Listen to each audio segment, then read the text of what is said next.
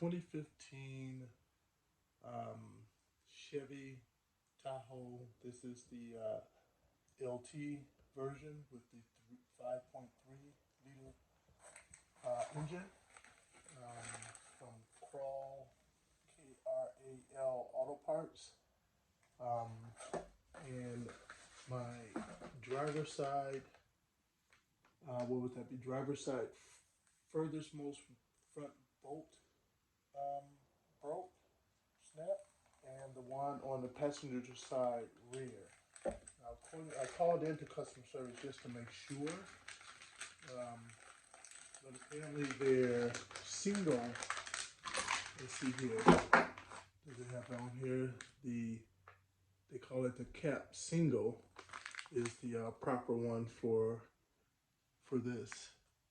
So I ordered 2 of them. I can't recall the cost, but it wasn't that bad. Come with instructions. These are the ones, so like it's pretty straightforward. Goes into, screws into an open area on there, and then you tighten it down on there. Pretty straightforward, pretty simple. I know you can see it. Kind of crude looking, but this right here is on the engine, so I don't stress that as long as it works properly. I'm not trying to find something that look all pretty and then doesn't work. There's some other ones out there that takes a bit more, I would say, work to get it on. Theirs seems pretty straightforward, so I hope the straightforwardness also equates to it working properly. So these are only 2 parts, and we're going to go install those on, and we'll see if it takes care of the leak that I have. The leak on the passenger side, on the driver's side, doesn't reflect up from the check engine light yet, but the bolt is broken. But the one on the passenger side is reflecting as far as the check engine light. So let's get these in and see how it works. All right, so now I'm under the hood of the Tahoe. I'll go back a little bit. You can see that I am on the driver's side. All right, and like I said, I needed the driver's side front one. And usually you can tell visually that it's definitely broken. It's not the only way to tell, but it's the visually you can always tell, because you can see a gap up in there. That lets you know that it is broken. And then if you go to try to tighten it up, what will happen is it will just turn and turn and turn and turn. I'm not sure if you can see the other one over here. It's kind of dark in there, but that one is tight up against it. This one I've already taken out, so I'm just going to take it on out the rest of the way. You can see how that is broken. It's raining outside, so lighting is limited down here, but you can see how that is broken. All right, and luckily it's broken far enough where I don't have to do any grinding down of any little piece sticking out. So to help prepare for this, what I have is I have my Allen one, which is the, what size is this? That is an H8. So an H8 for the Allen. I have the cap single right here. I have my 15mm socket. I have my ratchet, and I have a short extension just in case it's needed. I'll get the light back up in here in the best spot possible. And so what I will do, seems pretty straightforward and easy, is, if you can see, first before I put it on, let me show you what we're gonna need to do here. So if you're able to see there, you see right up above here, that's the hole that the Allen wrench type screw is going to screw into. And then over here where the bolt used to be at is where it's going, the other part is going to apply pressure to be able to close up that gap and keep it from leaking. All right. Well, another one of the telltale signs is that you will see black soot around the ports over there. You can see a little bit there, although this side doesn't throw a check engine light, but you can see it's some of the soot coming through. That's another one of the ways to tell as well. So we will take this unit here. As you can see, one side is Allen, it requires an Allen wrench, and the other requires a 15 millimeter. And so we'll take that. Let me get it in the best spot possible for you guys. And I'm doing this one-handed now, okay?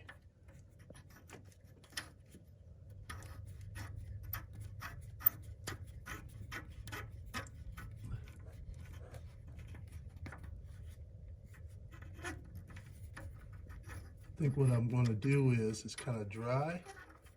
So what I think I'm going to do, I'm going to put a bit of lubricant on that. So I'm taking her back out. And I'm just going to put a little bit of lubricant on this, okay? All right, I'm back. I just wanted to put a bit of lubricant on there because it felt really dry for the threading. So.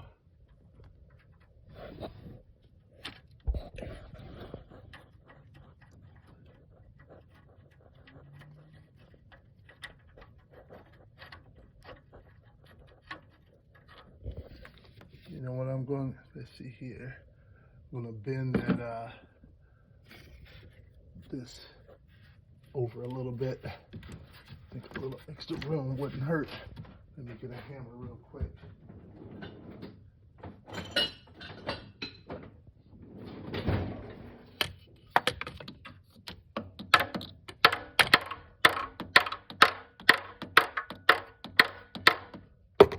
Just to give me a little. That's the heat shield, so it's nothing mechanical. I'm sure most of you guys know that, but for the ones who may not, just wanted to point that out. It's all right. So I'm gonna go back in again. That's better. Step. A little bit of extra room helps out. Don't risk screwing it in on an angle. As you can see, it's screwing in real easy, much easier now with the lubricant on there. All right, give you a good idea shot of what it looks like so far. All right, you can see that. All right.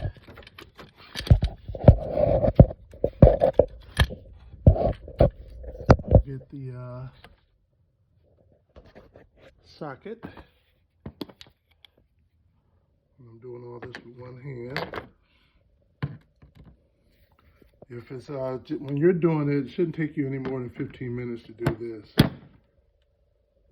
But when you're trying to record and do it at the same time, it takes a little longer.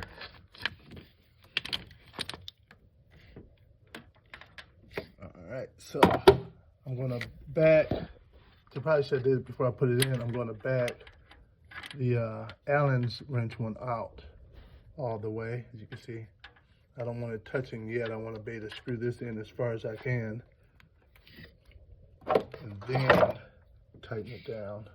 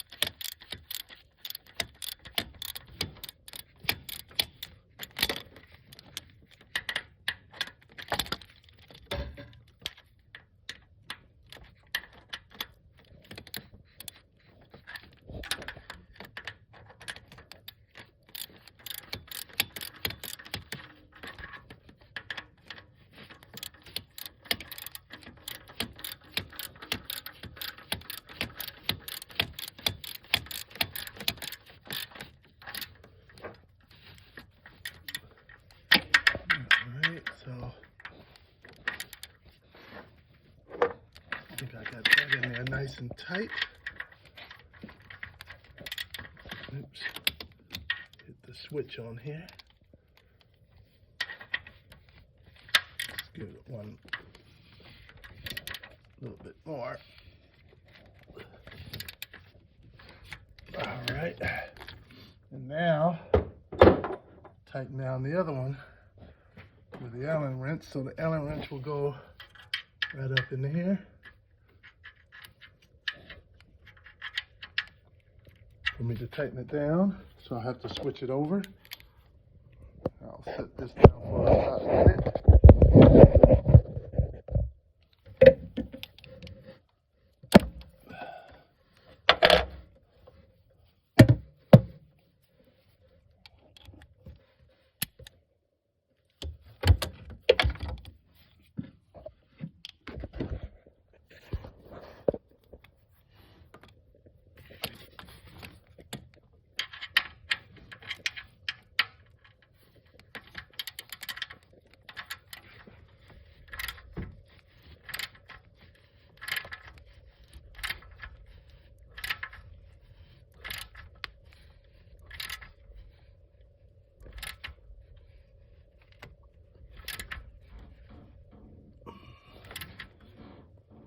There we go.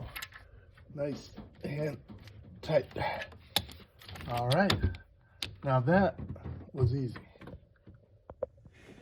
I have to admit that was pretty easy, and I like it too. It feels a lot really sturdy. I feel like it should do what it's supposed to. Now, after running it for a while, you know, driving it around, probably a couple of times, maybe after like 2 or 3 days, and then another time maybe after a week, I'll get in there and retorque those bolts down just to make sure everything is nice and tight. And now I'm gonna do the other side. All right, so now I'm on the passenger side, and it's the rear bolt. See if I can zoom in on that down there. And you may be able to see it back there. Well, without the bolt in there, you can't tell, but it's the end of that right there. Right here, that one there. It would go right where my finger's pointing over to that one. That's to the back one. The bolt was sticking out some. I kept unscrewing it, but it wouldn't come out. But then I just took my flathead, put it between there, and twisted the flathead, and popped right on out. So nice and easy, and enough came out where I don't have to do any grinding down or of anything. So I already have the one for back there, the same one, the cap single. And I put a little grease on the threads. And I back this all the way out because this is the one that applies pressure onto the actual exhaust manifold. So I'm going to, this one is going to definitely be tough because location wise, it's definitely not easy. Let me zoom out on this. Back to where it was, and let's see what I can do back here. I'm not sure how much you guys will be able to see on here. Let's see here. Let's see here. Just looking, make sure where the bolt hole is at. Stick my finger down there once. I know where the hole is for the exhaust manifold, but the one where the actual, that 15mm bolt goes into, I want to make sure I get eyes on that before starting.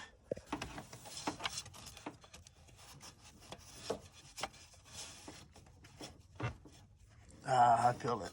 Okay. I don't think I'll be able to do it with one hand, so you guys are going dark for a moment. All right, so it's not completely on yet, but I want to show you how I got it on. From my take on it, that even if I took the wheel off and took the wheel liner out, that wouldn't have really given me much help. And as you can kind of see, it's kind of on there now. I have to tighten it down. I'm gonna show you how I got it on there, okay? And you guys can let me know when you try it if I'm wrong about the whole wheel liner thing. if that's the best thing. So as you can see, I'm climbing under on the passenger side. I just want to grab a flashlight here. Okay, going under on the passenger side. All right. And I'm gonna show you what it looks like from here. So, all right, as you can see to some degree, this is right here, this pipe right here is for the exhaust pipe. That's the catalytic converter. As you can see, when I originally got that light, I thought it was the catalytic converter. I had them replace. I had this replaced. The old one cut out and the new one won't cut it in. And, but nope. But if you can see, I'm gonna zoom in too. There it is there. And I put it in from that underneath. Tight fit, if you got fat hands, it's not gonna work at all. But I was able to get both of my hands up there. Got one finger on there to hold it steady while I twisted it in with the other. So now I just have to get it in with my wrench. All right. All right, you probably can hear the rain outside. So I've gone ahead and take the tire off, jacked it up of course, took the tire off because both tightening it down from beneath or up above just don't seem to be an option. It doesn't look like taking the liner off will yield me too much, but I may be able to get my hand in there. As you can see, right there, that last little part over there, pull back that, probably be easier just to take that, I don't know if it'd be easier, but take that heat shield off completely and have direct access to it, but it's behind that little part sticking up on the heat shield over there. So that's what I'm trying to get to. All right, so there was only really 3 bolts holding on the shield. So I removed them. Well, 2 of them came out quite easily.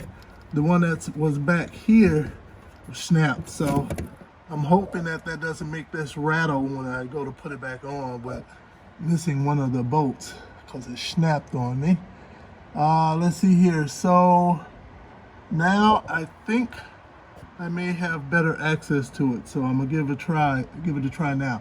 And just to be clear, the 15mm bolt, I was able to do that from underneath the car, tighten that one down. The one that requires the Allen wrench, that wasn't gonna happen from the bottom or from the top.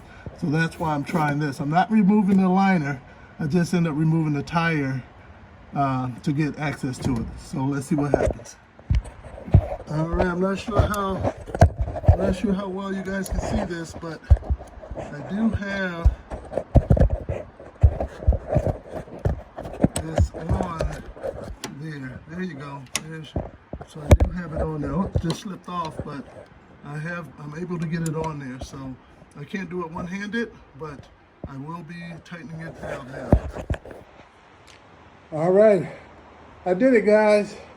So I would say definitely have one of these little swivels, have your Allen, and I would say 2 of this size extension will probably be best. I had 1, which I was able to do it with it, but 2 I would have gotten further out to give me more clearance for turning. So that would be my suggestion. So I don't know if putting it on would really be easier from this side. It's hard to see that. But you guys can let me know in the comments if you found it easier to take the liner off and put it on from that side.